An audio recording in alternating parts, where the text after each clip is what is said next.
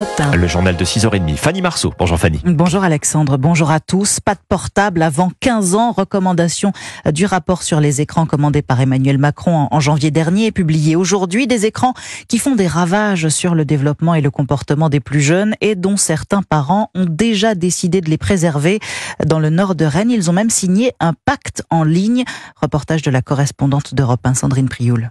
Il est demandeur, il rentre à la maison, il faut faire comme les copains. Pour l'instant, on craque pas. Heureusement qu'il fait du sport à côté, en fait. Sur ce cours de tennis, devant le match de leurs ados, ces trois parents tombent d'accord. Leur fournir un portable, oui, mais le plus tard possible. Bien sûr, ce sera peut-être un extraterrestre. Mais en tout cas, là, nous, notre objectif, c'est d'essayer de tenir le plus longtemps possible sans téléphone. Quand j'étais enfant, on n'avait pas accès à la téléphonie. Alors mon fils, Maxime, il connaît nos numéros de téléphone. Et si on n'est pas là, il nous appellera sur le téléphone fixe. Nous, on s'est tenu avec la maman de mon petit garçon. Oui, moi je suis d'accord, d'autant plus que je suis enseignante. Donc je vois les ravages du téléphone sur les élèves.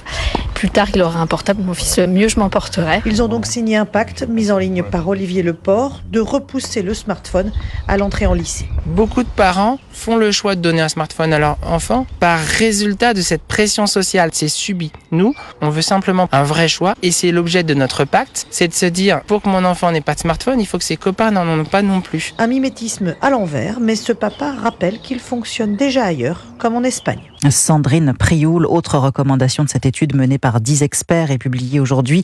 Pas de réseaux sociaux avant 15 ans, certains même comme Snapchat devraient attendre 18 ans et pas d'écran du tout pour les tout petits. C'est d'ailleurs aussi ce que préconise le comité d'orientation des assises de la pédiatrie et de la santé de l'enfant.